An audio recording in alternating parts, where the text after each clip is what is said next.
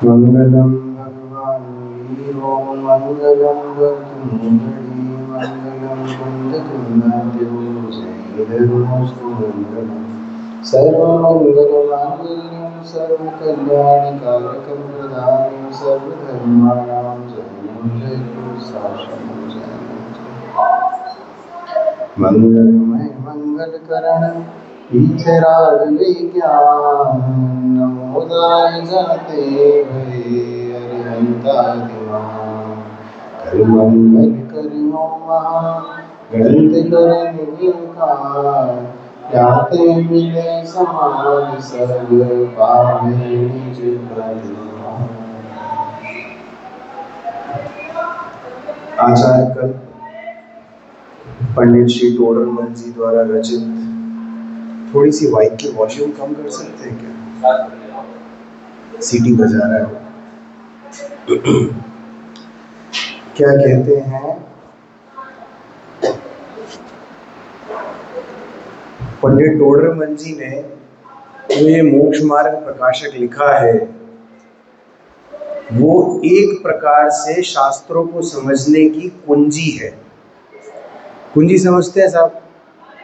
नए बच्चे नहीं समझते होंगे, परंतु पुराने लोग तो कुंजी समझते हैं। कुंजी का मतलब होता है की का मतलब होता है गाइड, एक तरीके की गाइड, कि भैया ये गाइड है, तुमको जो तकलीफ आए वो पहले इससे देख लेना, तुमको समझ में आ जाएगी। ठीक है भैया, रहने दीजिए। कुछ भी समझ में नहीं आए तो पहले इसमें से तरीका देख लेना, तो तुमको समझ में आएगा। और कितने 400-500 वर्ष पहले उन्होंने वो सब उनकी दृष्टि में आ गया था जो आज हम लोग होता हुआ देख रहे हैं, कि किस किस प्रकार के जीव होते हैं, किस किस प्रकार की भ्रांतियां होती हैं, किस किस प्रकार की गलतियां करते हैं वो जीव, और उसका क्या निराकरण होता है, उन्हें किस तरह से समझाना चाहिए। उस पद्धति से उन्होंने इस मोक्ष मार्ग प्रकाशक की रचना करी थी। और इतने सुंदर शास्त्र को रचते रचते उन्होंने कई ऐसी बातें लिख दी जो अन्य मतियों को पची नहीं, तो उसका परिणाम हमने भी देखा कि अधूरा रह गया शास्त्र, और पंडित जी को मौत की सजा दे दी गई थी। परंतु जितना भी लिखा है, अपूर्ण होते हुए भी यह शास्त्र कैसा है? पूर्ण है। हमारा और आपका काम तो पंडित जी बहुत कुछ करके चले गए। तो यहाँ पर उन्होंने मिथ्या दृष्टि की चर्चा की है। मिथ्या दृष्टि कौन होता है जी? सुबह मैंने पूछा था सम्यक दर्शन किसको कहते हैं, तो अब मैं पूछता हूँ मिथ्या दर्शन किसे कहते हैं? हाँ जी, उल्टी मान्यता को। और क्या हो गई परिभाषा मिथ्या दर्शन की? बताइए बाबूजी, कुछ तो बोलना चाहिए ना। विपरीत मान्यता, बस इसी चीज को बोलेंगे। बस जो जैसा नहीं है वैसा मानना, उसे मिथ्या दर्शन बोलेंगे। उसी को बोलेंगे विपरीत श्रद्धा। सच्चा स्वरूप नहीं समझना, उसको बोलेंगे मिथ्या दर्शन। जैसा जिनागम में नहीं कहा गया वैसा मानना, उसे कहेंगे मिथ्या दर्शन। मिथ्या दृष्टि उसी को कहेंगे जो क्या नहीं करता, जो वीतराग की वाणी को सही सही तरीके से नहीं समझता, उसे क्या कहेंगे? उसे कहेंगे मिथ्या दृष्टि। और इस प्रकार की मिथ्या दृष्टि का वर्णन यहाँ पर टोडरमल जी ने चौथे अधिकार में तो कर चुके थे, तो वापस 7वें अधिकार में क्यों याद आई? बताइए, तीसरे अधिकार और चौथे अधिकार में मिथ्या दृष्टि का वर्णन पूरा कर चुके थे, तो फिर से यहाँ पर 7वें अधिकार में उन्हें क्यों याद आ गया फिर से मिथ्या दर्शन? बीच में 5वां अधिकार और 6ठा अधिकार आ गया था। टॉपिक पूरी तरीके से चेंज हो चुका था, परंतु फिर से मिथ्या दृष्टि पे क्यों ले आए बात? इसीलिए लेकर आए क्योंकि पहले वाला जो मिथ्या दृष्टि था वो अनपढ़ मिथ्या दृष्टि था, और ये सातवें अधिकार वाला मिथ्या दृष्टि पढ़ा लिखा मिथ्या दृष्टि।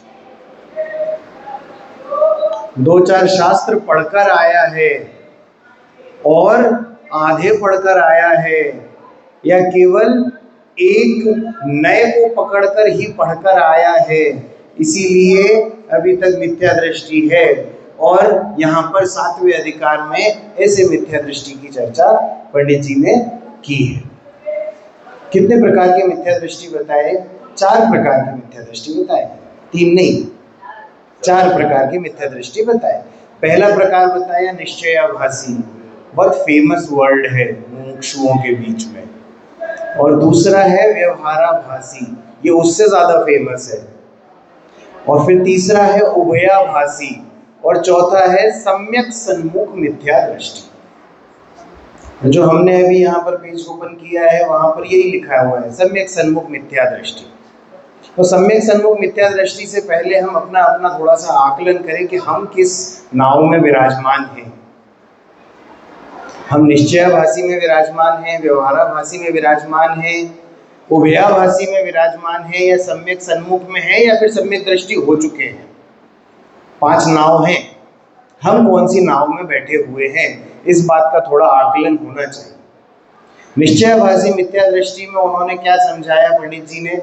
निश्चयाभासी मिथ्या दृष्टि में उन्होंने बताया कि ऐसे जीव हैं जो मात्र द्रव्यान योग को पढ़कर केवल और केवल शब्द शब्द का अर्थ निकालकर उसको पूरी बात समझ लेते हैं। जैसे जीव को सिद्ध समान शुद्ध कहा, तो सिद्ध समान शुद्ध कहा तो खुद को शुद्ध मानकर अनर्गल वृत्ति करने लगता है। ये तो देखते भी हैं हम, और कुछ तो ऐसे बहुतया लोग भी हैं जो इस प्रकार के जीवों को फॉलो भी करते हैं, उनके फॉलोअर्स भी होते हैं। हमारे जैन संप्रदाय में से ही कुछ लोग अलग होकर उन्होंने अपना अलग संप्रदाय ही चला लिया। इस इतने ज्यादा निश्चयाभासी हो गए केवल और केवल इस बात को सुनकर। देखिए, कोई भी बात, जिनागम की कोई भी बात होती है वो स्यात् शब्द के संग होती है।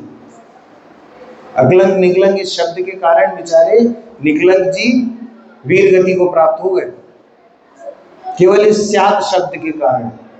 क्यों? क्योंकि हम स्याद्वाद वाले हैं, पक्ष को लेकर बात करते हैं कि भैया किसी नए से ऐसा है, किसी नए से ऐसा नहीं भी है। केवल एक तरफ की बात को पकड़ोगे तो तुम निश्चयाभासी हो जाओगे। निश्चयाभासी यानी इसका मतलब ये बताओ, उसने निश्चय को समझ रखा है और व्यवहार को समझना नहीं चाहता, ऐसा होता है कि निश्चयाभासी? मुझे आप ये बताओ पहले, निश्चयाभासी की क्या परिभाषा मानोगे आप?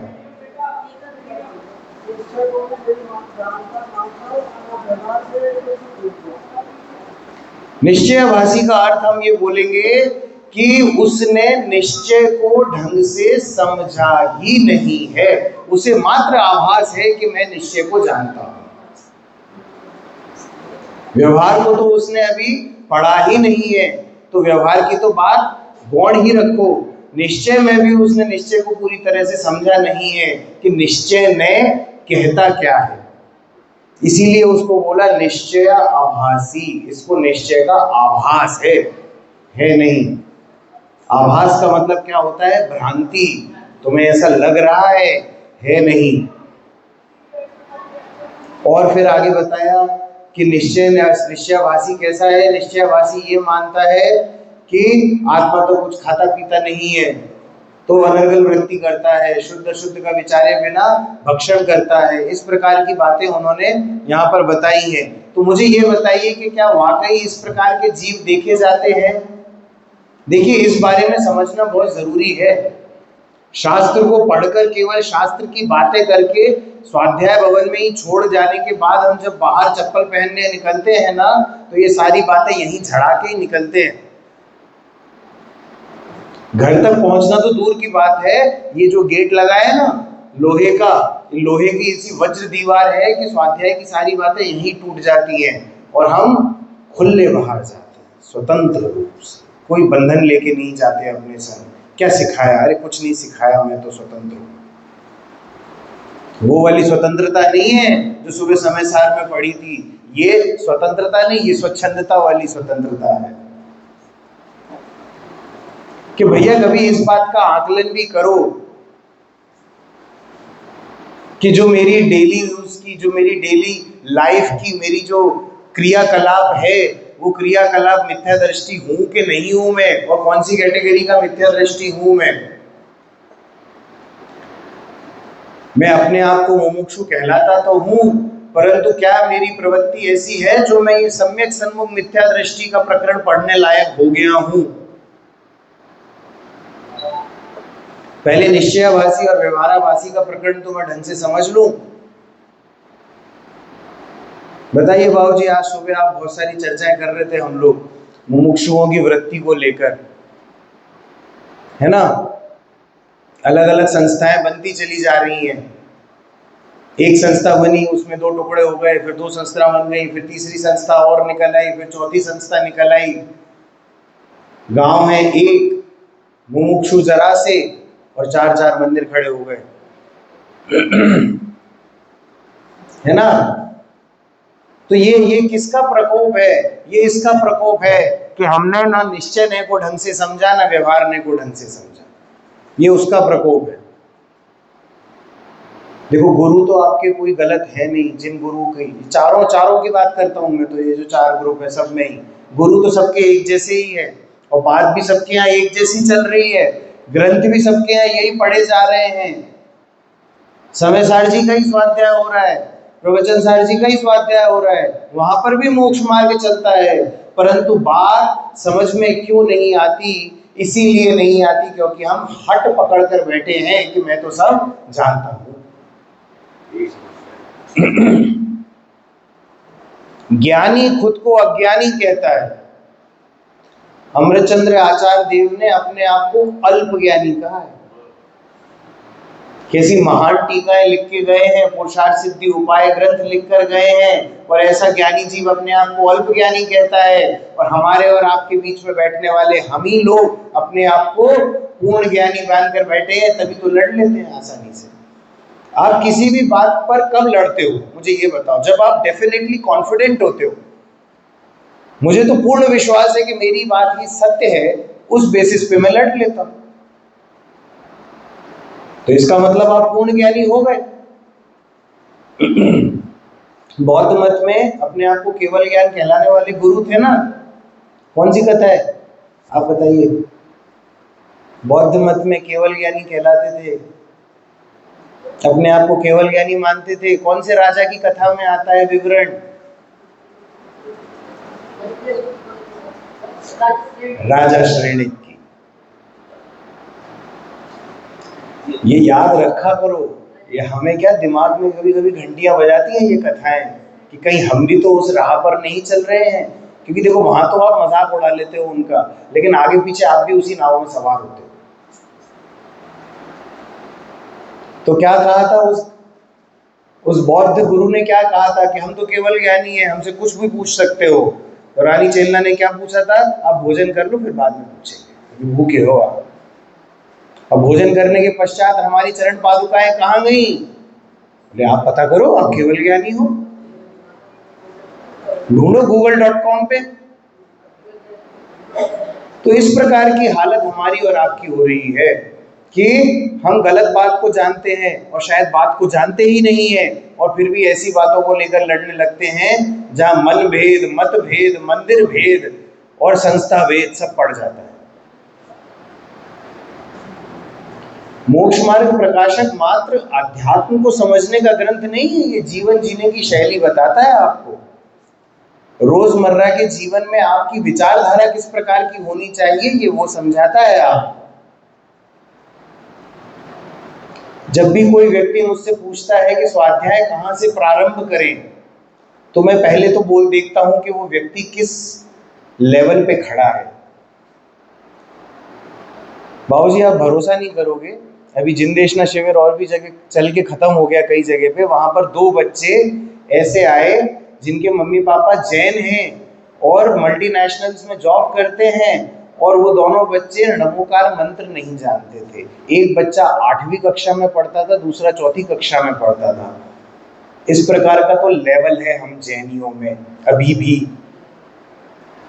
इतने शिविर चलाने के बावजूद, कितने शिविर चला रहे हैं, एक साथ 34 नगरों में शिविर चल रहे हैं बाबूजी, ये अभी जो चल रहा है। और जो भिंड से लगेगा वो एक, मुझे लगता है शायद 70 गांव में, 70-72 गांव में, 100 से ऊपर निकल गए हैं। इतने गांव में एक साथ शिविर चलते हैं और फिर भी बच्चे इस स्थिति पे खड़े हैं कि उन्हें नमोकार मंत्र नहीं आता। तो इसीलिए पहले मैं जांचता हूं कि ये व्यक्ति किस लेवल पर खड़ा हुआ है, और उस लेवल पर देखने के बाद या तो बिल्कुल ही निम्न स्तर हो तो हम बोलते हैं भैया बालबोध पढ़ो, पहले तो जैन धर्म को समझो, पहले ABCD तो जानो जैन धर्म की क्या है। हमारी तो बाल पोथी भी अहम एक को खलु शुद्ध सिखाती है। बताओ कैसे? बाल पोथी में एक कविता है, मैं एक हूं, मैं एक हूं, मैं एक हूं, मैं शुद्ध हूं, मैं शुद्ध हूं, मैं शुद्ध हूं, मैं जीव हूं, मैं जीव हूं। 6 दिन में भैया इतना तो याद करा ही देना अपूर्व भैया। ये 3 शब्द बच्चे बोलना सीख जाए, मैं एक हूं, मैं शुद्ध हूं, मैं जीव हूं, तो अहम को खलु शुद्धों का भाव समझ में आ जाएगा। हमारी तो बाल पोथी भी इतने ऊंचे स्तर पर पढ़ाई कराती है, तो भैया पहले बालबोध पढ़ो, बालबोध समझ में आ जाए भाग 3 तक, तो वीतराग विज्ञान पढ़ो, थोड़ा सा मूल टॉपिक तो समझ में आने लगे आपको। उसके बाद मैं बोलता हूं आप मोक्ष मार्ग प्रकाशक पढ़ो। माता जी आपको पता है बालबोध भाग 1 में जो पंच परमेष्टि पाठ है वो किस ग्रंथ के आधार पर लिया गया है? केवल माता जी बताना, पता है आपको? ये मोक्ष मार्ग ग्रंथ प्रकाशक के पहले अध्याय पे पंच परमेष्टि के स्वरूप के उस आधार पे ये पाठ पढ़ाया गया। मोक्ष मार्ग प्रकाशक टोडरमल जी की दी हुई परिभाषा वहां छपी हुई है, और बहुत ही नपे तुले शब्दों में इस ग्रंथ की रचना हुई है। देखिए, ग्रंथ पढ़ने से पहले ग्रंथ को पता पढ़ना पड़ता है कि इस ग्रंथ में है क्या। हल्के फुल्के जीव नहीं थे टोडरमल जी, कवि भी थे। उन्हें दोहों का भी ज्ञान था कि दोहे कैसे लिखे जाते हैं, सवैया कैसा लिखा जाता है, ये भी ज्ञान था। कन्नड़ भाषा का ज्ञान था, प्राकृत का ज्ञान था। गौमट सार तो उन्होंने भाई इतनी यंग एज में लिख दिया। अपूर्व भैया कितने 30 वर्ष के हो, इनसे छोटे थे तब उसकी टीका लिख दी थी, सम्यक ज्ञान चंद्रिका गौमट सार की। गौमट सार ग्रंथ जो एक एक गाथा समझने में बाल झड़ जाए सर के, ऐसे ग्रंथ की टीका लिख दी थी उन्होंने, और एक एक चीज समझाई गई है गौमट सार में, और उनकी टीका में उस चीज को और खोल खोल के समझाया है। उनने तो इस प्रकार से गौमट सार जो सम्यक ज्ञान चंद्रिका लिखी है ना, वो इस प्रकार से लिखी है कि एक अज्ञानी अनपढ़ व्यक्ति भी उस ग्रंथ को समझ पाए। क्यों? क्योंकि देखिए करणान योग का ग्रंथ है, जोड़ावाकी आनी चाहिए, जोड़ना, घटाना, गुणा करना, भाग देना, ये सब भी सिखाया है। और अपूर्व भैया से छोटी आयु के थे तब गौमट सार ग्रंथ पूर्ण कर दिया उन्होंने, सम्यक ज्ञान चंद्रिका।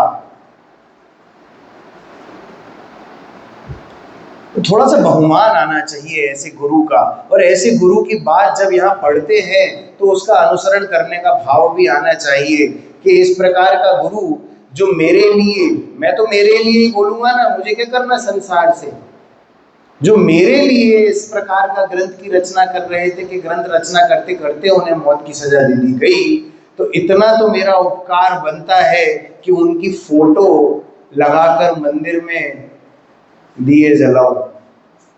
ये उपकार बनता है, हाँ कि ना?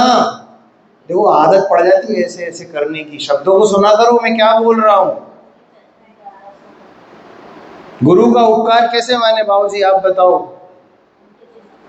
उनकी फोटो लगाई जाए, उनकी स्मारक बनवाए जाए उनके नाम से, ऐसा थोड़ी है। स्टैचू बनवाई जाएगी, नाम छपवाया जाएगा, फोटो छपवाया जाएगा, जब भी कोई पत्रिका चालू होगी तो उसमें सबसे पहले नाम उन्हीं से चालू करा जाएगा। इस प्रकार का उपकार मानो तो मानो, वरना क्या उपकार मान रहे हो आपको?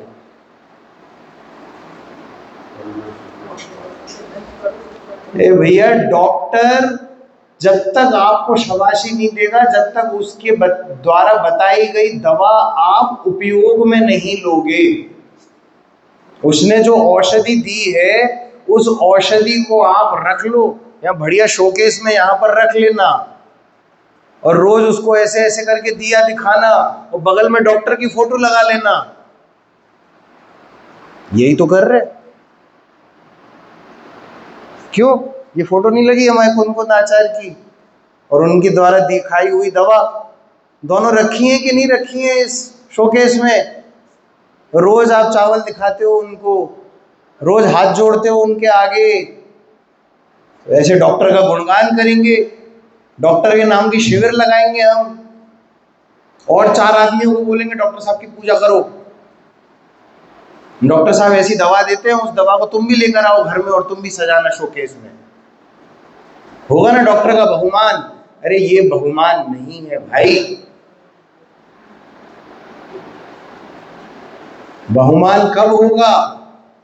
कि जब तुम जो समस्या लेकर गए थे वो समस्या भूल गए। छोटे वाले भाई साहब, क्या समस्या लेके गए थे? समस्या लेके गए थे कि मैं बहुत ही दुखी हूं, मैं सुखी कैसे हूं, ये समस्या लेके गए थे। सबसे पहले गए थे आप समव शरण में ये समस्या लेके, और वहां पर अरिहंत भगवान की वाणी में जो आया सुनने की कोशिश की, परंतु भवितव्यता और होनहार उतनी अच्छी नहीं थी कि वो बात समझ में आई नहीं, वापस आ गए। फिर किसके पास गए? फिर भावलिंगी संतों के पास गए ये समस्या को लेकर। तो उन्होंने जो वाणी सुन रखी थी ना, वो वाणी उनके पास भी थी, उन्होंने सुनाई, नहीं समझ में आई। फिर उनसे नीचे भावलिंगी मुनिराज के पास आए तो उन्होंने बोला ये बोलने से समझेगा नहीं, इसको लिख के देना पड़ेगा। तो धड़सेनाचार्य जैसे महामुनिराज हुए, जिन्हें विकल्प आया था कि जिनवाणी को लिपिबद्ध किया जाए। पुष्पदंत भूतबली आचार्य द्वारा रची गई पहली जिनवाणी। उसके बाद कुंदकुंद आचार्य ने 5 परमागम लिखे। बता रहे थे ना गुरुदेव श्री, अभी जो लोग थे सीढ़ी में, बाहर जाते हो तो हमारे लिए क्या लाए। तो वैसे ही भगवान के पास गए थे, बाबू हमारे लिए क्या लाए? तो बोले तुम दुखी हो ना, तुम्हारे सुखी होने की चाबी लेकर आए हैं। 5 प्रकार की मिठाई लेकर आए हैं, 5 परमागम लेकर आए हैं, और एक एक अनियोग से सजा हुआ एक एक परमागम लेकर आए हैं। सब कुछ समझ में आएगा इसको पढ़ना। तो उस पढ़ना शब्द गायब कर दिया।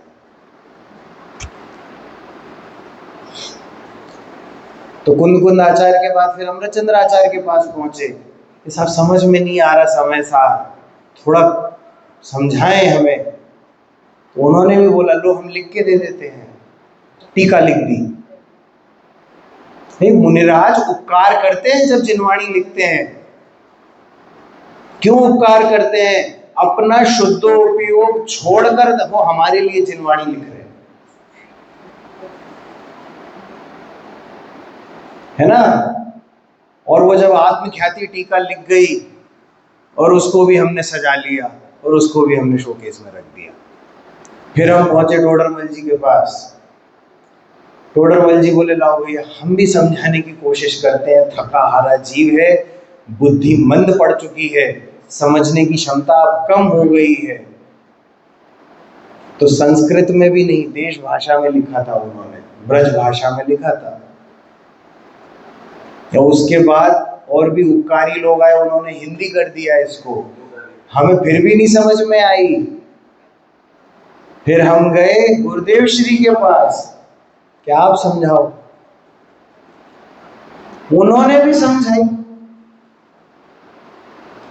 उनकी बात भी नहीं सुनी और उनके भी फोटो लगाई। तो देखो भैया, गुरु का उपकार मानने की विधि हमारी सही नहीं है। ये बात तो अभी तक समझ में आ गई होगी। तो वो बात यहां समझाते हैं कि निश्चयाभासी और व्यवहाराभासी में कि ये जीव सम्यक दृष्टि होना चाहता है। क्या होना चाहता है? सम्यक दृष्टि होना चाहता है, क्योंकि ये मोक्ष मार्ग, मोक्ष शास्त्र पढ़कर आया है, तत्वार्थ सूत्र पढ़कर आया है। तत्वार्थ सूत्र का पहला सूत्र क्या है? सम्यक दर्शन ज्ञान चारित्राणी मोक्ष मार्ग। शिष्य ने गुरु से पूछा, हे महाराज मैं सुखी कैसे होऊंगा? उन्होंने बोला तुम मोक्ष में जाकर सुखी हो जाओगे। तो उन्होंने बोला मोक्ष जाने का क्या रास्ता है? तो उन्होंने बताया सम्यक दर्शन ज्ञान चारित्राणी मोक्ष मार्ग। महाराज सम्यक दर्शन क्या है? तो इस तरीके से मोक्ष शास्त्र पूरा लिख गया। एक एक प्रश्न है, उसका उत्तर है, प्रश्न है, उत्तर है, प्रश्न है, उत्तर है। प्रश्न छपे नहीं है बस, उसमें उत्तर ही उत्तर छपे हैं। परंतु आप जब देखेंगे तो पहले सूत्र से प्रश्न बनता है और दूसरा सूत्र उसका उत्तर होता है ना। तो वो मोक्ष शास्त्र पढ़कर आया था, उसमें उसने सम्यक दर्शन शब्द पढ़ा था, तो इसने सोचा कि सम्यक दृष्टि होने से मैं सुखी हो जाऊंगा। और उसने कुछ शास्त्रों का अध्ययन किया, उसने प्रवचन सार जी पढ़े, समय सार जी पढ़े, आत्मा को शुद्ध जाना, जाना नहीं पढ़ा, न जाना और न माना। क्योंकि देखिए कोई भी बात मानी जाती है ना, तो पूरी तरीके से मानी जाती है, अधूरी नहीं मान सकते आप उसको, है ना। तो केवल पढ़ के मैं क्या हो गया? मैं निश्चयाभासी हो गया कि आत्मा तो शुद्ध है, आत्मा तो शुद्ध है, शरीर की कोई वैल्यू ही नहीं। क्यों? क्योंकि मुझे पहली गाथा में क्या बोल दिया गया? मैं तो सिद्ध समान हूं, सिद्ध मेरे प्रतिबिंब है। समय सार जी में तो इतनी महिमा गा दी गई मेरी कि सिद्ध किसके प्रतिबिंब है? सिद्ध मेरे प्रतिबिंब है। सिद्ध भगवान को आत्मा के प्रतिबिंब के रूप में विराजमान करते हैं। शुद्ध आत्मा कैसा है? शुद्ध आत्मा ये सिद्ध भगवान जैसा है शुद्ध आत्मा। ये मिरर में फेस दिखता है ना, तो मिरर में कैसा फेस दिखता है? जब मिरर के सामने खड़े होते हो तो ये जो दिख रहा है ये मैं हूं। तो ऐसा सिद्ध भगवान को सामने खड़ा कर दिया कि जैसे सिद्ध भगवान है ना, वैसा तेरा स्वरूप है। इतनी महानता गा दी मेरी, तो मैं खुशी के मारे फूला नहीं समाया और अपने आप को शुद्ध मानने लगा कि मैं तो शुद्ध हूं, अब तो मैं शुद्ध हूं, अब तो मैं शुद्ध हूं। क्यों? क्योंकि कुंद आचार्य ने बोला और उस पर सील लगाने आए अमृतचंद्र आचार्य देव, तो मैं तो शुद्ध होऊंगा, तभी तो लिखा है ना कि मैं शुद्ध हूं। तो इसमें कहां से मैं निश्चयभासी हो गया? तो उसको समझाते हैं कि भाई तू अभी वर्तमान अवस्था में शुद्ध नहीं है, तेरी शक्ति शुद्ध होने जैसी है, तू शक्ति रूप में सिद्ध समान है। जैसे सिद्ध समान भगवान बैठे हैं ना सिद्धालय में, वैसा तू हो सकता है। देखिए इसमें दृष्टि कैसी दिखनी चाहिए? मूर्तिकार जैसी दृष्टि होती है। मूर्तिकार की दृष्टि कैसी होती है? कौन होता है मूर्तिकार?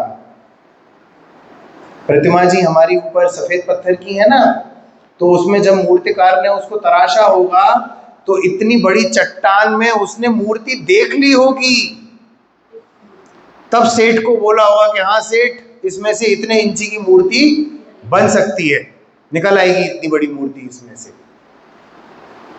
तो मूर्ति दिख रही है तभी तो वो उतना उतना हिस्सा छांट देता है जितना जितना मूर्ति का हिस्सा नहीं है, तो मूर्ति निखर के आ जाती है। तो ऐसी दृष्टि में तू शुद्ध है।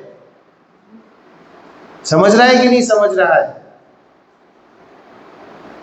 कैसे शुद्ध हूं मैं? कि शुद्ध स्वभाव है मेरा, शुद्ध होने की, पूर्ण शुद्धता प्रकट करने की शक्ति पड़ी है मुझ में। और इस सिद्धांत से प्रत्येक जीव सिद्ध समान है। इस सिद्धांत से, किस सिद्धांत से? शक्ति रूप से, है ना। शक्ति की व्यक्ति तो नहीं है ना अभी, तो उस दृष्टि से तो अभी भी मैं अशुद्ध कहलाया, मलिन पर्याय वाला कहलाया, है ना। तो इस प्रकार से समझाया गया तो वो जीव थोड़ा सा निश्चयाभासी से दूर हुआ। दूसरे प्रकार के जीव मिल गए जब हम आगे बढ़े तब। वो प्रकार के कौन से जीव थे? वो अच्छे जीव थे जो जैन सरनेम को सार्थक कर रहे थे। क्यों पूर्व भाई, कौन होते हैं जैन? बालबोध में ही है परिभाषा, जैन किसे कहते हैं? जो जिनकी आज्ञा को माने वो जैन। जिनेंद्र भगवान ने कहा था कि जो नित्य देव दर्शन करता है वो जैन है, जो गुरु उपासना करता है वो जैन है, जो दान देता है वो जैन है, जो व्रत करता है वो जैन है, जो संयम पालता है तप करता है वो जैन है। तो मैं ये 6 के 6 कार्य पूरी निष्ठा से करता हूं। शुद्ध भोजन करता हूं, छानकर पानी पीता हूं। दर्शन प्रतिमा है ना, पहली प्रतिमा 11 प्रतिमाओं में से, तो दर्शन में रोज करता हूं। दुनिया इधर की उधर हो जाए परंतु मेरा दर्शन इधर से उधर नहीं होता, मैं रोज जिन दर्शन करता हूं। और फिर ऐसे धीरे धीरे आगे प्रतिमाएं बढ़ती जाती हैं और मैं प्रतिमाधारी हो गया। ये छोड़ दिया, वो छोड़ दिया, मैंने इसका भी त्याग कर दिया, रात्रि भोजन का भी त्याग कर दिया, जमीकंद का भी त्याग कर दिया, हर तरीके के अभक्ष भक्षण का त्याग कर दिया। मैं पूर्णतः ऐसा भोजन करता हूं जो महाराज जी को आहार में दिया जा सके, इस प्रकार का शुद्धतम भोजन करता हूं। भोजन करने से पहले घर के बाहर खड़ा होता हूं कि कोई मुनिराज आवे तो पहले उन्हें आहार कराऊं और फिर मैं आहार ग्रहण करूं। इस प्रकार की मेरी पूरी क्रियाएं हैं। तो मैं तो शायद सम्यक दृष्टि होऊंगा। क्यों? क्योंकि सम्यक दर्शन की परिभाषा में मुझे सिखाया गया था 7 तत्व का श्रद्धानी सम्यक दृष्टि है, देव शास्त्र गुरु का सच्चा श्रद्धान सम्यक दृष्टि है। तो इस प्रकार से मुझे सच्चा श्रद्धान है। मैं कुगुरु कुदेव आदि पर नहीं जाता, मैं कुशास्त्र नहीं पढ़ता, मैं गलत मान्यताओं में भी नहीं जाता, अन्य देवी देवताओं को भी नहीं पूछता, और मैं किसी मान्यता से पूजा भी नहीं करता। जैनियों में भी बहुत मान्यताएं चलती हैं। आपके मंदिर में क्यों भीड़ कम रहती है बाबूजी बताओ? आपने ऐसे तीर्थंकर चुने जिनका कोई अच्छे नहीं है।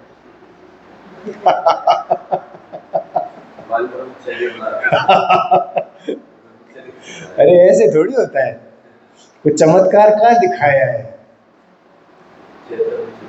कभी आप छत्र घुमाओ, कभी भामंडल का रंग बदलो, कभी सिंहासन का रंग बदलो, उनकी कृपा से बाली बच्चे हो जाएं, कुछ ऐसे चमत्कार दिखाओ तो आपके मंदिर में मैं भीड़ लगवा दूंगा। आप बताओ तो सही, एक आध तो चमत्कार आप मुझे बता देना, प्रचार करने की जिम्मेदारी मेरी है। मेरे चैनल पे सबको बता दूंगा, मैं एड्रेस सहित गूगल लोकेशन डाल दूंगा, सब आएंगे आपके पास में, मंदिर भरा रहेगा हर समय पे। बहुत से तीर्थंकर बिजी हैं, बहुत। अरे 7वां अधिकार इन्हीं सब चीजों को समर्पित है। जैनियों पर ही लिखा गया है ये 7वां अधिकार। जिन मत को मानते हैं, वैसे वाले जैन नहीं जो केवल जैन सरनेम लिख रहे हैं, वो सब वाले जैन नहीं है जो केवल जैन सरनेम लिख रहे हैं, जिनको पता ही नहीं है जैन का आगा क्या पीछा क्या, जो देवी देवता देखे सब पे सर झुका दिया, ऐसे वाले जैन नहीं है। फॉलो करने वाले जैन है, अभी ये सब चीजें मैंने गिनाई वैसे वाले जैन है। और ऐसे वाले जैन भी नहीं है जो सोनागिर में उल्टा सातिया बनाया है फिर बाद में सीधा करने जाए। सब सुन रखा होगा आप लोगों ने भी। महावीर जी में इस प्रतिमा का अभिषेक करके आओ तब काम बनेगा, ऐसे वाले जैन भी नहीं है। नवग्रह मंदिर में ये तीर्थंकर से ये सिद्धि होती है और ये तीर्थंकर से ये सिद्धि होती है, ऐसे वाले जैन भी नहीं है। आजकल तो मुनि सुव्रत नाथ भगवान भी बिजी करा दिए लोगों ने। हाँ ग्रह, मुझे तो सच बताऊं, मैं सबसे पहली बार जब इंदौर गया था तब मैंने सुना यह 9 ग्रह का मंदिर है, मुझे लगा ही नहीं जैन मंदिर होगा। अब वो भैया मुझे लेके जा रहे, बोले 9 ग्रह के मंदिर चलते हैं। बहुत छोटा था मैं, होगा 14-15 वर्ष का रहा होगा बस। उन्होंने बोला 9 ग्रह के मंदिर, मैंने कहा पापा ने मना किया गैर जैन मंदिर में जाना नहीं है, पाप पड़ता है। बोले अरे नहीं जैन मंदिर है, मेरे नाम ही नहीं है जैन मंदिर, 9 ग्रह का मंदिर, 9 ग्रह का मंदिर तो आप ही बोल रहे हो मुझे। बोले चालू था सही।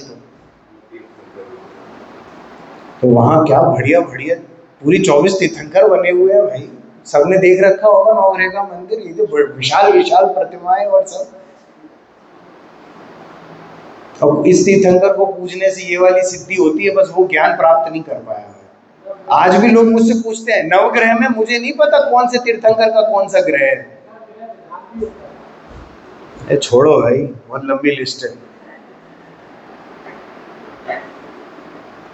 तो इस प्रकार का जैन नहीं हूं मैं अच्छा वाला जैन हूं, जो बिना कोई मान्यता के भगवान की पूजा अर्चना करता है, बिना कोई मान्यता के गुरु की सेवा करता है और बिना कोई मान्यता के स्वाध्याय भी करता है, परंतु मात्र इस ही को धर्म मान के बैठा है। इसमें एक और बात आई थी अभी जो प्रवचन में बैठे थे, बिना एक के शून्य। तो मैं शून्य पर खड़ा और मेरे पीछे और 11 शून्य लगे, इससे ज्यादा लगा नहीं सकते। 12वां भी लगा लो भैया आपको ज्यादा है तो, परंतु बिना एक के सब शून्य है। तो इस प्रकार के जीव को क्या बोला यहां पर, व्यवहाराभासी। किंतु मात्र क्रियाओं में यदि धर्म मानेगा तो तू मिथ्या दृष्टि ही रहेगा मेरे प्यारे भाई, तू भोला व्यक्ति है। निश्चयाभासी तो थोड़ा जिद्दी था, तू तो भोला है ना। तू तो सब चीजों का त्याग करके बैठा है, परंतु तूने एक चीज का त्याग नहीं किया, इसलिए तेरे समस्त त्याग व्यर्थ में गए। तू मिथ्या दर्शन का त्याग कर, तू मिथ्या दर्शन का त्याग कर, तेरे समस्त त्याग कार्यकारी कहलाएंगे, है ना। तो इस प्रकार से ये जीव जब आगे बढ़ता बढ़ता आया तो किस प्रकरण पे पहुंचा, सम्यक सन्मुख मिथ्या दृष्टि के प्रकरण पर आ गया। 2 लाइन पढ़ते हैं, क्या कहते हैं। उभयभाषी इसी में लेंगे, आप इसी के साथ लेंगे। क्या कहते हैं, सम्यक के सन्मुख जो मिथ्या दृष्टि है उनका निरूपण करते हैं। क्या कहते हैं पंडित जी, कोई मंद कषाय आदि का कारण पाकर ज्ञानावरण आदि कर्मों का क्षयोपशम हुआ, जिससे तत्व विचार करने की शक्ति हुई, तथा मोह मंद हुआ, जिससे तत्व विचार में उद्यम हुआ, और बाह्य निमित्त देव गुरु शास्त्र आदि का हुआ, उनसे सच्चे उपदेश का लाभ हुआ। बहुत सारी घटनाएं घट गई मेरे जीवन में एकदम से। क्या क्या हो गया कि मंद कषाय हुआ, देखो बाहरी सहयोग सब मिल गए, किसी एक कार्य को होने में 5 समवाय लगते हैं, है ना, और 5 समवाय यहां पर मिल रहे हैं। 5 नहीं 4 मिल गए बस, अभी होनहार पे बाकी है, तत्समय की योग्यता, है ना, अभी उस पे रुक जाते हैं। बाकी 4 तो यहाँ पर मिल गए मुझे। क्या मिल गए, कषाय मंद हो गई। देखिए जब तीव्र कषाय जीव होता है तो सच्ची बात सुहाती नहीं है। तीव्र कषाय का तात्पर्य मात्र क्रोध से मत लेना, तीव्र कषाय जीव दुखी भी होता है। कोई बहू हू करके रो रहा हो ना, हुंकारे मार मार के, उस समय पे उसको धर्म समझाने मत बैठ जाना, पहले उसको शांत करा। मैंने देखे बहुत ज्ञानी जीव, अब वही किसी की मृत्यु हो गई, अब कोई उसके सगे संबंधी वाकई बहुत बुरी बुरी तरह से रोते हुए दिखाई देते हैं, कुछ ज्ञानी जीव पहुंच जाते हैं चौड़े होकर और वहां बीच में डालते हैं कुर्सी अपनी और ऐसे बैठ जाते हैं और उपदेश चालू कर देते हैं। भैया ऐसे मत करो, तुम उसके दुख का मजाक उड़ा रहे हो। देखिए, उपदेश देने का भी स्थान होता है और उपदेश देने के लिए पात्र होते हैं। मुनिराज सबको उपदेश नहीं देते थे, पात्र जीव जानकर उसके योग्य उपदेश देते थे। तो इसी प्रकार से तीव्र कषाय जीवों को एकदम से धर्म सुहाता नहीं है। बहुत बीमार व्यक्ति हो और बहुत बीमार व्यक्ति को पेट में दर्द हो रहा है या बहुत तेज बुखार आ रहा है, चक्कर आ रहे हैं, और तुम उसको बोलो तू शरीर नहीं है बेटा, तू तो जीव है, उसको समझ में आएगी बाबूजी? ये बात नहीं समझ में आएगी। पहले उसकी पीड़ा कम करवाओ थोड़ी सी, उसका साता का उदय होगा तो पीड़ा कम होगी, परंतु तुम तो यत्न पूर्वक थोड़ी उसकी ऐसी सेवा शुश्रूषा करो कि वो थोड़ा सा कषाय तो कम हो उसकी, तब तो वो तुम्हारी बात को सुनेगा। जब मुनिराज, भावलिंगी मुनिराज जब बीमार होते हैं, रोगी हो जाते हैं, समाधि काल पास आने लगता है, तो और मुनिराज उनकी शरीर से भी सेवा करते हैं, केवल उपदेश नहीं देते। देखी है ना धन्य मुनि दशा की झांकियां देखी हैं, मंगलायतन में, सोनागिर में, दोनों जगह बनी हुई है। कैसे पैर दबा रहे हैं, सर दबा रहे हैं, हाथ दबा रहे हैं, पूछते हैं कोई पीड़ा तो नहीं है। और जब देखते हैं कि ये सही है, इन्हें उपदेश देने की अब आवश्यकता है, तो उपदेश भी देते हैं। तो इसीलिए यहाँ पर क्या प्रयोग किया गया? मंद कषाय आदि का कारण पाकर। तो कषाय जब मंद होंगी तो ये बात सुनने की रुचि जागेगी। ज्ञानावर्णादि कर्मों का क्षयोपशम हुआ। क्षयोपशम पता है ना क्या होता है? करणान योग की भाषा में पूछूं क्या? क्षयोपशम क्या होता है? सर्वघाती स्पर्धक, देशघाती स्पर्धक, उदय उपशम और उदयाभावी क्षय, सदअवस्था रूप उपशम, इन सब चीज़ों की जब व्यवस्था बनती है ज्ञानावर्णादि कर्मों में, चार घातीय कर्मों की बात मानना, अघातीय कर्मों से इसके तत्व विचार का कोई लेना देना नहीं है। तो मात्र इन चार घातीय कर्मों में जब क्षयोपशम आदि इस तरह के बनते हैं कि तत्व विचार करने की शक्ति प्राप्त होती है। ऐसे ऐसे मुमुक्षु परिवार हैं बाबूजी, मंदिर बना रखे हैं, परिवार ने मंदिर बनाया है। जो बाबूजी मंदिर बना के गए थे वो तो स्वर्गवासी हो गए, माता जी जाने को बैठी हैं, पुत्र है वो पुत्र पूरी सेवा कर रहा है, परंतु आगे आने वाली पीढ़ियां इस प्रकार की हो गई हैं जो जिन दर्शन तक नहीं करती, उस मंदिर में भी नहीं करती जो घर ने बना रखा है। तो ऐसे जीवों को तत्व विचार की शक्ति प्राप्त नहीं है।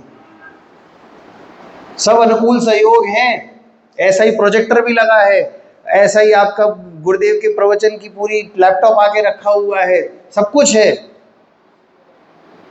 परंतु अगली पीढ़ी ऐसी आई है जो सत्य व्यसनी के बराबर आई है। ये है, इतनी जिनवाणी है उस मंदिर में, बहुत जिनवाणी है। आप बड़े से बड़े विद्वान को बुला के वहाँ स्वाध्याय करवाइए, खूब भीड़ आती है, परंतु वो जो अगली पीढ़ी है वो ही नहीं आती। बस जिसको मंदिर संभालना है वो पीढ़ी नहीं आती। इसीलिए मैं तो मानता हूँ मंदिर आपका भाव है बाबूजी, मंदिर बनवाने का आप पर द्रव्य है, आप द्रव्य दीजिए, मंदिर बनाइए, उसे पंचायत के सुपुर्द कर जाइए। पंचायत में ऐसे भव्य जीव आएंगे जो उस मंदिर की देखभाल कर लेंगे। आपको नहीं पता, आपके भाव तो अच्छे हैं, परंतु आपके नीचे आने वाली पीढ़ी, भैया है उनका पाप का उदय, ऐसा ही उदय है कि अच्छी बात सुहाने वाली नहीं है। इसीलिए जिन मंदिर में आएंगे नहीं, स्वाध्याय सुनेंगे नहीं, तो तत्व विचार करने की शक्ति आएगी नहीं। क्या लिखते हैं? तथा मोह मंद हुआ। देखिए, घर गृहस्थी में रहते हो तो मोह पुष्ट होता है। थोड़ा सदाचार की भाषा में अगर कहूँ तो थोड़ा सा ये जो हम लोगों को थोड़े बहुत नियम लेके रखने चाहिए, उनसे मुंह मंद पड़ता है हमारा। रात में यदि शक्ति हो तो खाने का त्याग कर दो, किसी भी प्रकार का खाना नहीं खाऊंगा, रात का डिब्बा अलग और दिन का डिब्बा अलग, ऐसा नहीं करूंगा, मैं खाऊंगा ही नहीं अगर शक्ति है तो, है ना। पानी का त्याग कर सको तो करो।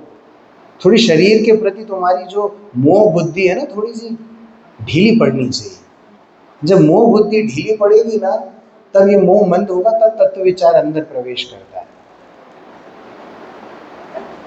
ज्यादा परिवार के बारे में मत सोचा करो, परिवार अपने हिसाब से चलता है। क्यों? परिवार अगर हमारे हिसाब से चलता तो वो पीढ़ी मंदिर नहीं आती। आप चाहे कितना भी प्रचार कर लीजिए फोन पर, मैसेजेस पर, जिनकी शक्ति होगी तत्व विचार सुनने की, समझने की, वो ये व्यक्ति इन चौकियों के आगे आके बैठेगा, वरना खाली रहेंगी चौकियां। मोह तीव्र होता है ना, तब मंदिर जाने के भाव नहीं आते। अब ये सब बातें जो भी बोल रहा हूं सब जैनियों पे लगाना, अजैनियों की तो बात ही नहीं। आपको पता है अज्ञान का ज्यादा पाप है कि ज्ञान का ज्यादा पाप है? बताओ। अब मुझे एक बात बताना, आप सब बताइए। मान के चलिए एक अमुक व्यक्ति है, ये आलू खाता है, और एक ये अमुक व्यक्ति है जो आलू खाता है, ठीक है। ये वाला जो व्यक्ति है ए और ये बी, जो ए व्यक्ति है उसने कभी जीवन में नहीं सुना कि आलू में जीव होते हैं, और वो आलू खाता है। ये जो बी व्यक्ति है इसने सुन रखा है आलू में जीव होते हैं, त्रस काय के जीव होते हैं, निगोदिया भी नहीं, त्रस के जीव होते हैं, 2 इंद्री के आदि के जीव होते हैं आलू में, और इस प्रकार से आलू जीवों का पिंड है, उसने ये सब सुन रखा है और फिर भी वो आलू खाता है। इन दोनों में से ज्यादा पापी कौन है? ए या बी? जो जानता है या जो नहीं जानता है? सोच समझ के उत्तर दीजिएगा।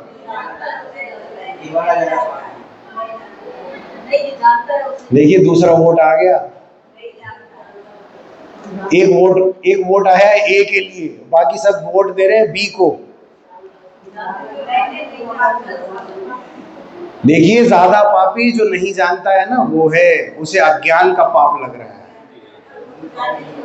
देखिए जो जान रहा है उसकी उम्मीद है कि कल को वो आलू खाना छोड़ देगा। जो जानता ही नहीं है कि आलू में जीव होते हैं, वो आलू खाना किस प्रकार छोड़ सकता है? मुझे बताओ। अज्ञान का ज्यादा पाप है। देखो ज्ञान आपको हर जगह से सुखी कराता है, चाहे आप आलू खाओ या ना खाओ, समझ रहे हो? ज्ञान आपको हर जगह से सुखी कराएगा। तुम ये मत सोचो कि ऐसा अच्छा तो नहीं जानते तो सुखी थे। भाई तुम जान के सुखी रहोगे, है ना। तो जब मोह मंद पड़ता है तब इस प्रकार का उद्यम होता है कि जीव तत्व विचार में उद्यमी हुआ, और फिर जब ये जो बाह्य देव शास्त्र गुरु निमित्त बनते हैं, भगवान की प्रतिमा को देखकर कभी शांति फील हुई है? घर से लड़कर आना कभी और फिर मंदिर आ जाना, फिर भगवान की प्रतिमा को निहारना, थोड़ी देर तक शांति फील नहीं होगी, लेकिन जब थोड़ी देर रुकोगे ना तब धीरे धीरे धीरे धीरे धीरे भगवान की मुद्रा को देखकर शांति फील होने लगती है। बाह्य निमित्त है देव शास्त्र गुरु सुखी होने में। तो देव गुरु शास्त्र आदि का बाह्य निमित्त हुआ, उनसे सच्चे उपदेश का लाभ हुआ। अब जाके इसने सही बात सुनी है, अब केवल सुनी है। अब क्या सुनेगा, क्या समझेगा, इस बात की चर्चा हम कल की सभा में करेंगे। अभी की बात को यही विराम देते हैं। सहजानंदेश्वर स्वरूपी अविनाशी में आत्मस्वरूप।